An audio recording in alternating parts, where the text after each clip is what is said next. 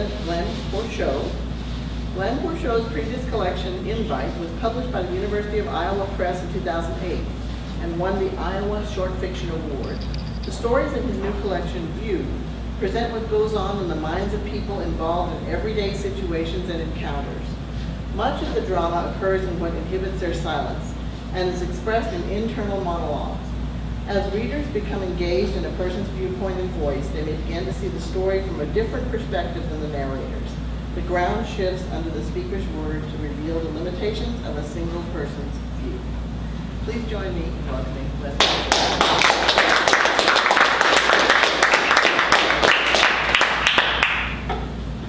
Thank you, Becky. Thanks to Malvern and to all of you for being here. They were pretty correct tonight. This story is the second story in the collection. It's called Claim.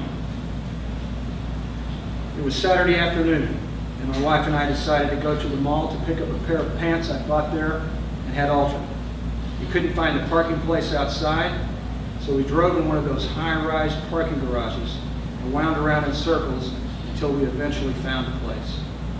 Too many stairs, so we took the elevator down after making note of the floor we were on. We didn't want to be looking for the car until we reported it stolen. Then a week later, have the police find the car where we parked it. We walked into the department store where I bought the pants and agreed to meet at the ground floor escalator in half an hour. My wife could go to the cosmetics area to look for special offers and hit them up for samples, and I could get my pants and browse for a while on my own. We parted, and I went to the men's department. My wife had found the pants 2 weeks before on a sale table. Half price, camel colored, neutral, versatile. Only the length needed to be altered. A salesman greeted me, and I got my claim ticket from my wallet and told him I'd come for the pants. He gave me a practice smile, took the ticket, and said he'd be right back with them. I started to look around, and I noticed that things had changed since I'd been there before. In the rear of the department, where the dressing rooms used to be, there was now a wide stairway going down. Wooden handrails, dark green carpet on the steps, the whole thing looking as if it had been there for years. I asked myself how they could have pulled off a construction project like this in less than 2 weeks and leave no dust or rough edges. I went on browsing, looking at ties, and it began to worry me that the salesman had been in the back room for so long. Finally, he appeared empty-handed and said he'd been unable to find my pants, but he was going to check on the other side of the sales floor. He kept the smile coming at me and hurried to the other side and disappeared through a doorway. Again, he was gone longer than I expected, and when he returned, his smile was showing some wear. "I'll try on this side again," he said, and as he walked away, I looked again at the stairway. I was thinking that they could put those stairs through the wall and floor within 2 weeks. They should be able to find my pants. The next time the salesman appeared, he still didn't have the pants, and his focus seemed to have switched to the claim ticket. "You know what?" he said. "I've just noticed that this ticket has the store number written on it for our location at the other mall. Could you have bought the pants there?" I answered that I'd been to that mall recently, but I'd never set foot in their other store. "Let me give them a call," he said, "and see if we can find your pants over there." I told him I didn't see how that was possible, but I couldn't fault him for trying to find my pants. So I stood at the service counter while he called. He apologized for taking so much of my time and said he couldn't understand why the claim ticket would have the other store number on it. He shrugged at me as I fidgeted, and soon I could tell by the look on his face that someone had come on the line. "Great," he said. "Let me tell the customer. They have your pants at our other store, sir. Would you like them to be sent here, or do you want to go pick them up?" I said I'd drive over for them today. He told the person that I was coming by for the pants, hung up, again apologized, but then asked if I was sure I hadn't been there in their other store. I told him I didn't even know they had a store in the other mall. He gave me the name of the salesman to ask for, and I shook his hand. When I met my wife at the escalator, she noticed right away that I wasn't carrying the pants. "Did something go wrong?" she asked, and I told her that my pants were at their other store. "We've never been to their other store," she said. We then discussed how we'd been together when I bought the pants and wondered how they could have ended up at the other mall. Pants couldn't walk around without a person in them. They must have taken them there in one of their delivery trucks, my wife said. I told her that I wanted to go there now and pick up the pants so I wouldn't keep thinking about them. We made our way to the exit, making sure to leave through the same door we came in, stopping for a moment to talk it over and point out landmarks. We got back to the car without too much trouble, one or two wrong turns, poor lighting in the garage, our car now nearly invisible between a huge pickup and an SUV. We drove to the other mall and circled halfway around it looking for the department store. It was a so-called anchor store on the far corner. We had to park more than a quarter of a mile away and walk across the parking lot against a stiff wind. I cursed the store, putting us through this trouble. We arrived in the men's department out of breath and windblown. I noticed that there was no stairway in the rear of the men's department, and that the dressing rooms were in the same place they had been in the other first store before the stairway had been installed. I asked for the man who'd taken the call, and in less than a minute, he appeared with the pants, his smile beaming. He said he was sorry for having taken up so much of my Saturday in pursuit of the pants. I didn't give him a hard time. I learned that things happen in life that are out of our control, and sometimes it is best to just roll with them. My wife suggested I try on the pants. I hadn't even thought of trying them on. I was so distracted by all the effort to find them. The dressing room area looked the same as it had in the other store. And I went into one of the rooms and closed the door. I put on the pants, the length looked perfect, and I got myself squared away and came back out. The salesman again told us how sorry he was, and I told him there was no need for him to apologize, since he probably had nothing to do with the error. We headed back outside, the wind gusting behind us. I flipped the pants onto the back seat and we got inside and shut the doors and patted our hair down as best we could. I suggested we get a hamburger at our favorite hamburger place. It was a bit of a drive. Other places where we could eat were closer, but I wasn't in the mood to sit in a restaurant for an hour or more, and we could count on the hamburgers at our favorite place, inexpensive, quick, just what I had in mind. My wife agreed, and we drove to the shopping center where our hamburger place was located. Quite a parking lot, the kind that puts you on edge. A wall of fast food outlets and banks on the outskirts, cars zipping all around, a network of stop signs and intersections and parking places oriented in different directions.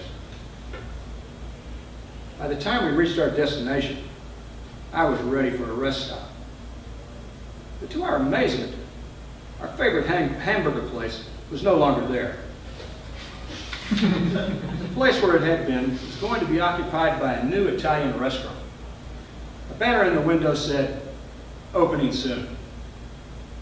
"How do you like that?" I asked my wife. "Are you sure this is where it's supposed to be?" she asked. I told her we'd been there many times and this is where it had always been before, and that obviously a new restaurant was moving in. "It was always packed," she said. "I can't believe they went out of business." But we couldn't doubt what was right in front of our eyes. Despite the setback, we were still in the mood for a hamburger, and we decided to drive to the other location. It wasn't too far, and we'd eaten there before, and I thought the hamburgers were good, though the fries were dry and flavorless. On the way over, I remarked on the mishaps of the day and said that I couldn't help remembering my high school reunion. My wife looked out the window and asked me not to talk about it. I kept my mouth shut, which didn't stop the memories from rolling through my mind. My wife had no desire to go to the reunion with me. She said she couldn't imagine being in the same room with the people I'd told her stories about, or why I'd want to dredge up painful memories from so many years back. She asked if I was planning to hurt somebody. I told her I wanted to see what certain people had turned into. It might help me to replace old images of certain people with images of the way they were now. So I traveled alone and arrived at the hotel named in the reunion information and on the date that was listed. But no one from my high school was at the hotel. None of the planned activities were to be found, and no one who worked at the hotel knew anything about my high school reunion. Of course, I was furious. All that way and nothing. And I've been fool enough to think the reunion could help me deal with the life I'd endured in high school. I rejected the idea of calling my wife, knowing she'd want me to come back home. My way of looking at it was that I had no intention of letting my former classmates ruin one more day of my life. I made up my mind to stay the weekend in the hotel. I had a few drinks and a couple of good dinners, and spent the day roaming the streets and sitting in the park, and muttering angrily to myself only occasionally. Not until I returned home did I fill my wife in on what had happened, though I also told her that I had managed to enjoy the weekend on my own. But the old resentment crept into my voice, and soon I was raving about the people I'd known in high school, and telling her I was cured forever of any desire to attend my high school reunions. And I kept asking her questions she couldn't possibly have answered. When we arrived at the surrogate hamburger place, I asked the young man at the cash register what had happened to their other restaurant. What happened to it, he asked. Did something happen to it? I told him we were just there and the place was empty. And a sign was in the window for a coming soon Italian restaurant. I'll check it out, he said. That's $1 million facility, and I just talked to them this morning. I don't think they went anywhere. He picked up the phone and punched in the number. Barry, this is Mike. A customer here says you aren't there anymore. And that a new Italian restaurant is coming in. He listened for a minute, and then thanked Barry and hung up. You must have been in the wrong spot, he said. There are 2 sections of stores on that corner. The Italian place is in the section to the east, and we're in the section to the west. I told Mike that where I went was exactly where the restaurant had been the last dozen times I'd gone there. Easy to get confused in that parking lot, Mike said. Can I take your order? We gave him our order, choosing to skip the fries. I continued to discuss the other location with him, just trying to understand how the storefront where I'd parked happened to be empty in the exact place where I was sure their other restaurant had always been. Mike began to get impatient with me, and he reached a point where he didn't want to hear any more of it or to answer me. After I signed the credit card receipt, he handed me a piece of plastic with our order number on it. I'm going to give you number 11, he said, because even if you turn it upside down, it'll still look like number 11. If you turn it sideways, to you, it might look like parallel lines. Just remember, no one is going to call out an order for parallel lines. I'd had it with this guy, and I asked my wife if we should cancel the order and leave. She said she was hungry, and I was probably at least as hungry as she was. So I took the number from Mike, and we went to a booth and waited. The place was noisy, swarming with kids, and I told my wife that I was almost too tired and disgusted to sit there and get my food down. But before long, they called out number 11, and I went to the counter to pick it up. Please check your order before returning to your seat, Mike said.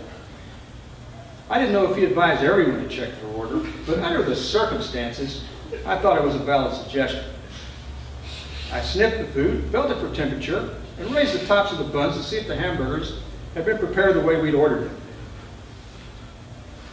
As I inspected the burgers, Mike said, I hope no one's moved your house.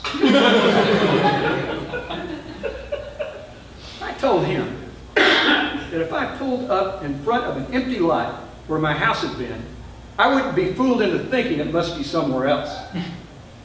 I know where to find my house, I said to Mike, and walked off with the tray that held our hamburgers.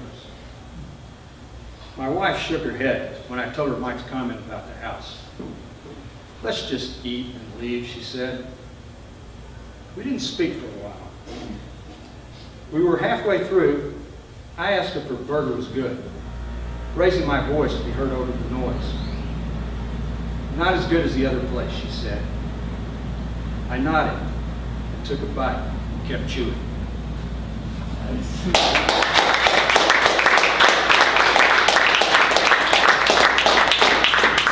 you sit down, Glenn, do anybody have any questions? Oh, yeah, yeah, Glenn? okay. You have any answers to questions? Well, I have. Okay. You have one, Joe? So is a group of short stories your book? Yes. Are they totally different? The same characters appear in some of them, or? They're all different characters. I think that the description that Becky gave of the collection applies to this character particularly. That's what I thought. And in the other stories, the same is the case, but it's a little bit more subtly done. Okay. This was pretty obvious that there's a dislocation between what this guy sees and what's really happening. Okay. Yeah. Did you go to the University of Iowa? University of Iowa? No, I did not, and I've never taken a writing course. So, Well, the reason I'm asking how much faculty is that they're well known for their writing school at the University of Iowa. So I was wondering, they are here. Most of them. one of the best in the country. Yes. But you've never taken a course. I've never taken a writing course, no. And I entered that contest there that I eventually won. I entered it like 5 times before and didn't get picked. So 6 times the charm? I guess it was. Is that, had you always been just drawn to short stories? Is that what you always enjoyed writing? Yeah, I've been writing fiction for over 40 years.